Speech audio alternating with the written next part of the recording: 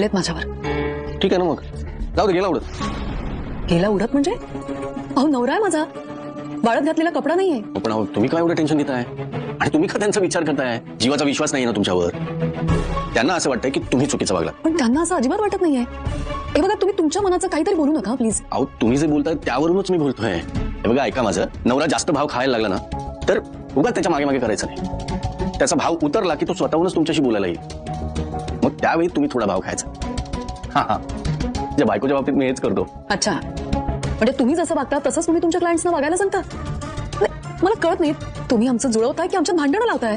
अहो, मी भांडण लावलं तरी आता तुम्हाला जुळवायचंय असंच दिसून येतंय मिसेस नंदिनी जीवा देशमुख. चालतंय काही प्रॉब्लेम नाही. म्हणजे नवऱ्याची भांडण करून आला असला तरी त्यांच्या बाजूने माझ्याशी भांडताय. गुड. अहो नाही नाही, सॉरी, म्हणजे मला असं नव्हतं म्हणायचं. मी फक्त जीवांची सवय सांगते. हा, काय आहे, त्यांना राग येतो. राग आला की ते खूप चिडतात, पण मग राग निवळला की शांत होतात असं. अरे वा, म्हणजे खूपच ओळखायला लागला तुम्ही त्यांना. आता एवढे दिवस उगाच का संसार करते त्यांच्या बरोबर? हो, पण तुमच्या संसाराला एक्सपायरी डेट आहे. म्हणजे 3 महिने झालेत, आता पुढच्या 3 महिन्यात डिवोर्स होणार. असं का बोलताय सर तुम्ही? कशासाठी डिवोर्स होईल आमचा? या गेल्या 3 महिन्यात आमच्या नात्यात इतकी छान प्रगती झाली आहे. जीवा खूप काळजी घेतात तो माझी. माझा आनंद निवास परत मिळवण्यासाठी त्यांनी सगळं पणाला लावलं. पूर्वीची नंदिनी परत यावी म्हणून किती मेहनत घेतली त्यांनी. एवढं सगळं केलं की मी हरवून बसले स्वतःला त्यांच्या. मी प्रेमात पडले सर त्यांच्या.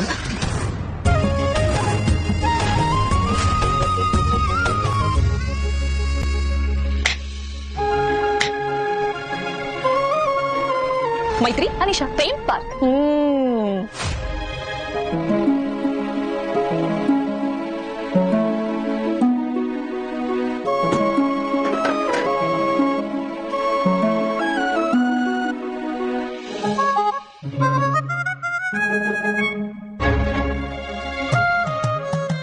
आज काय मटार साली सकट बनवायचा बेते का? Sorry sorry. नाही, तुम्ही बनवत असाल तर मला साली सकट मटार खायला आवडेल खरं, पण बाकीच्यांना सण नाही होणार म्हणून हॅलेट केलं. दगड शिजवून खायला घातलं तरी खाल ना तुम्ही? तुम्ही तुमच्या हातूनच देणार असाल तर मी विष प्यायला सुद्धा तयार आहे. काय कुठल्या विचारात होता? काही नाही. काही नाही. बायको जेव्हा असं म्हणते ना काही नाही, त्याचा अर्थ असतो खूप काहीतरी. बोला काव्या मॅडम, काय काय चालू आहे मनात तुमच्या? अहो, आय एस झाल्यानंतर तुम्ही जगाचे प्रश्न सोडवणारच आहात, पण तोपर्यंत मला तुमचे प्रश्न सोडवू द्या. बोला बोला. प्रेमात पडल्यावर नेमकं काय होतं? सॉरी, काय बोलला तुम्ही? प्रेमात पडल्यावर नेमकं काय होतं? सांगा ना. तुम्ही कधी कोणाच्या प्रेमात पडलाय का? मी रोज पडतो. प्रेमात पडण्यासारखं बेस्ट फिलिंग या जगात नाहीये. पण मग आपण प्रेमात पडलोय हे नेमकं कसं ओळखायचं? काय, आपण जेव्हा प्रेमात असतो तेव्हा समोरचा माणूस आपल्यासाठी गरज बनतो, आणि समोरच्याला म्हणजे आपलं ज्याच्यावर प्रेम आहे त्याला काही झालं तर आपण वाटेल ते लिमिट क्रॉस करू शकतो.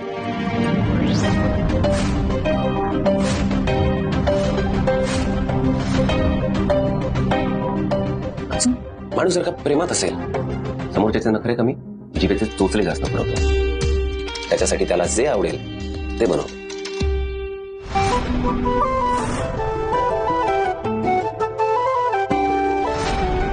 जे येत नसेल ते शिकतो.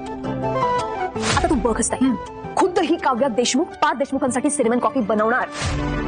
समोरच्यासाठी आपण आपला कम्फर्ट झोन कॉम्प्रोमाइज करतो.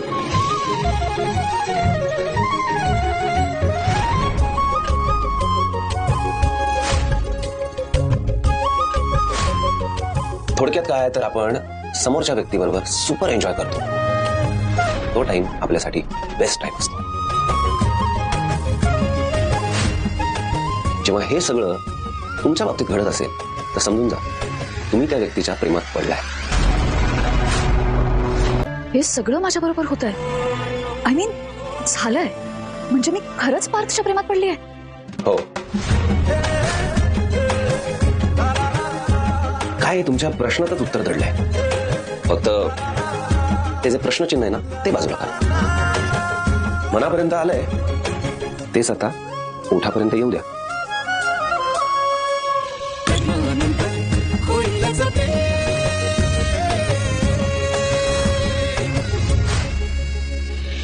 अहो, मग जे मनात आहे ते येऊ द्या की ओठांवर. म्हणजे आता